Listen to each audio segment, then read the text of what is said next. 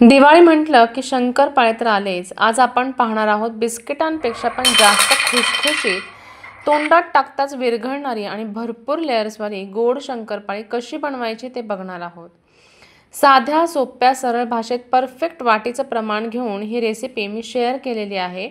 जास्त प्रमाणात जरी करायचं असेल तरीही न चुकता तुम्हाला तयार करता येऊ शकतं. आज आपण अर्धा किलो मैद्याची गोड शंकरपाळी कशी तयार करायची आहे ते पाहणार आहोत. वेळ न घालवता रेसिपीला सुरुवात करूया. घेतलेली सगळी जिन्नस हे एखाद्या मेजरिंग कप किंवा घरातल्या एका वाटीने मोजून घेणे महत्त्वाचे आहे. तुम्ही जर चॅनलवर नवीन असाल तर तेजस्वी होम किचनला नक्की सबस्क्राईब करा. इथे आपण सगळी जिन्नस ही वाटीने मोजून घेणार आहोत. मेजरिंग कपच्या वापराने सुद्धा तुम्ही हे प्रमाण मोजून घेऊ शकता. इथे आपण वाटी वापरलेली आहे. 3 वाट्या मैदा आपण इथे घेतलेला आहे. तुम्ही याऐवजी गव्हाचं पीठसुद्धा वापरू शकतात आणि पद्धत आणि प्रमाण सेम ह्याच पद्धतीने सगळे जिन्नस वापरून तुम्ही गव्हाचं पीठ फक्त इथे घेऊ शकता. तसंच आपण तेजस्वीज होम किचनमध्ये गव्हाच्या पिठाचे शंकरपाळेसुद्धा दाखवलेले आहेत. तर ती लिंक मी डिस्क्रिप्शन बॉक्समध्ये देऊन ठेवेल. तुम्ही त्या पद्धतीने जरी हे शंकरपाळे केले तरी चालू शकतील. इथे पूर्णपणे आपण मैदा हा चाळून घेतलेला आहे. आता इथे अर्धी वाटी भरून आपण रवा घेतलेला आहे. रवा हा शक्यतो एकदम बारीकच असावा. जाड रवा जर घेतला तर तो शंकरपाळे केल्यानंतर लगेच दिसून येतो आणि खाताना पण कचकच लागतो. आता कुठलाही पदार्थ जेव्हा आपण गोड करत असतो तर तेव्हा त्याच्यात थोडंसं मीठ वापरायचं की जेणेकरून त्या गोड पदार्थाची चव ही अजून वाढते. इथे आपण 2 वाट्या भरून पिठी साखर घेतलेली आहे की जेणेकरून आपले हे शंकरपाळे छान गोड व्हावे. तुम्ही जर चहासोबत शंकरपाळे खाणार असेल तर त्याचं गोडव्याचं प्रमाण थोडंसं कमी घेतलं तरीही चालू शकतं.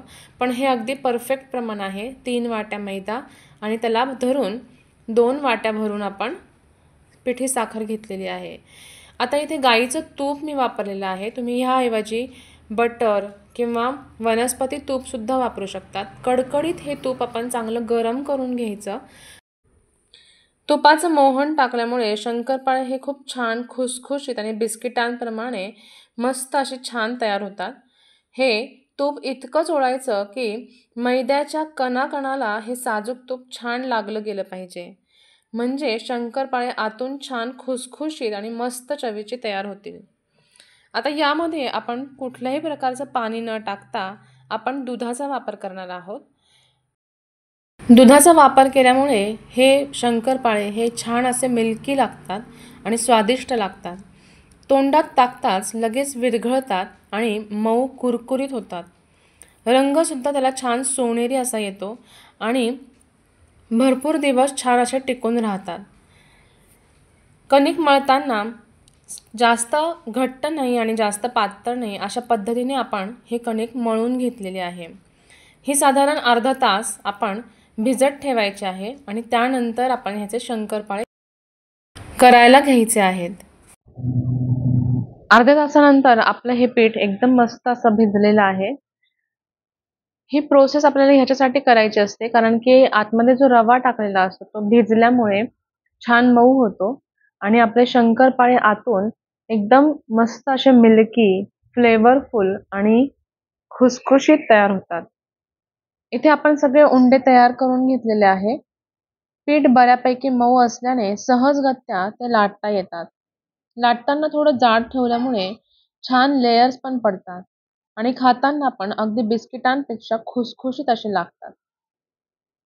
इथे आपण जशी पोळी लाटतो तशा पद्धतीने हे लाटून घ्यायचं आहे आणि त्याच्यानंतर साईडने चारी बाजूने त्याच्या कडा आपण काढून घ्यायच्या आहेत. इथे तुम्ही पाहू शकतात आपण फार जाड नाही आणि फार पातळ नाही तर मीडियम साईजमध्ये आपण ह्या पोळ्या लाटलेल्या आहेत. ह्या जेव्हा आपण तेलामध्ये किंवा तुपामध्ये तळायला घेतो तेव्हा ह्या छान फुगून येतात आणि ह्यांची जी साईज आहे ही दुपटीने वाढते. साईडने जेव्हा आपण आता कडा काढून घेतल्या की त्यानंतर तुम्हाला पाहिजे त्या आकारात तुम्ही त्या कापून घ्यायच्या आहेत. इथे आपण स्क्वेअर शेपमध्ये एकसारखे असे शंकरपाळे कापून घेतलेले आहेत आणि नंतर ते आपल्याला तुपात किंवा तेलामध्ये तळून घ्यायचे आहे. आपण ह्याच्या आतमध्ये भरपूर तूप टाकलेलं असल्यामुळे ते एकदम खुसखुशीत असे होतात आणि बिस्किटांप्रमाणे त्याची चव लागते. इथे आपण स्क्वेअर शेपमध्ये सगळे शंकरपाळे कापून घेतलेले आहेत. हे काढताना तुम्ही अलगद असे उलथणीने काढून घ्यायचे. म्हणजे ते सहजगत्या पटकन असे उलथणीने निघून येतात आणि व्यवस्थित आपल्याला तेलात टाकून तळून घेता येतात. आता पुन्हा एकदा मी ही लाटी घेऊन तुम्हाला लाटून दाखवते. थोडंसं आपण जर पीठ लावलं तर ते अजिबात खाली चिटकत नाही आणि मस्त असे पटकन निघून येतात. पुन्हा आपण अशा पद्धतीने थोडा उंडा मोठा घेऊन पोळीसारखे लाटून घेतलेले आणि साईडने जरा पातळच ठेवलेलं आहे. हे जेव्हा आपण तळतो तेव्हा छान असे फुलून येतात. आता पुन्हा आपण ह्याच्या साईडने कडा काढून घेणार आहोत आणि स्क्वेअर शेपमध्ये ते कापून घेणार आहोत. तुम्हाला पाहिजे तसा आकार तुम्ही देऊ शकता.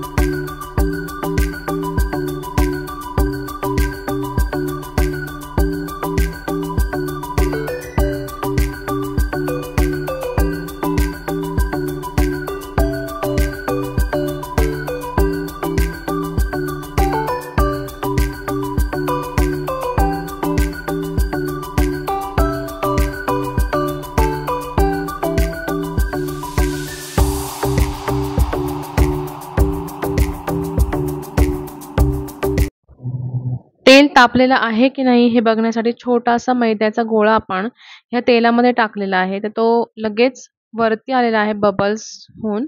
तर इथे आपलं तेल चांगलं तापलेलं असल्यामुळे आपण शंकरपाळे तेलात तळून घ्यायचे आहे. खूप कडक नाही आणि खूप थंडही नाही. मीडियम तापलेलं असताना आपण हे शंकरपाळे तेलामध्ये तळून घ्यायचे आहेत. बरेच लोकं तुपात सुद्धा शंकरपाळे तळत असतात. कारण तुपामुळे टेस्ट खूप छान लागते. आता तुम्ही इथे पाहू शकता, आपण ज्यावेळेस शंकरपाळे केले होते, तर तेव्हा ते पातळ असे आपण कापले होते आणि इथे बघा दुपटीने त्यांची साईज वाढलेली आहे आणि छान असे फुलून आलेले आहेत. आता तुम्हाला तळताना कोणता कसा कलर पाहिजे त्या हिशोबाने तुम्ही ते तळून घ्यायचे. खूप जास्त कडक तेलामध्ये जर तुम्ही शंकरपाळे तळले तर ते आतून नरम राहतात, कच्चे राहतात. त्यामुळे मधून-अधून थोडासा गॅस कमी जास्त करत राहायचं. आतून चांगले खुसखुशीत झाले पाहिजे आणि कच्चे नाही राहिले पाहिजे अशा हिशोबाने आपण हे शंकरपाळे तळून घ्यायचे आहेत. इथे आपण आता दुसरा घाणा सुद्धा टाकलेला आहे. त्याच पद्धतीने आपण हे शंकरपाळे तळून घेतलेले आहेत.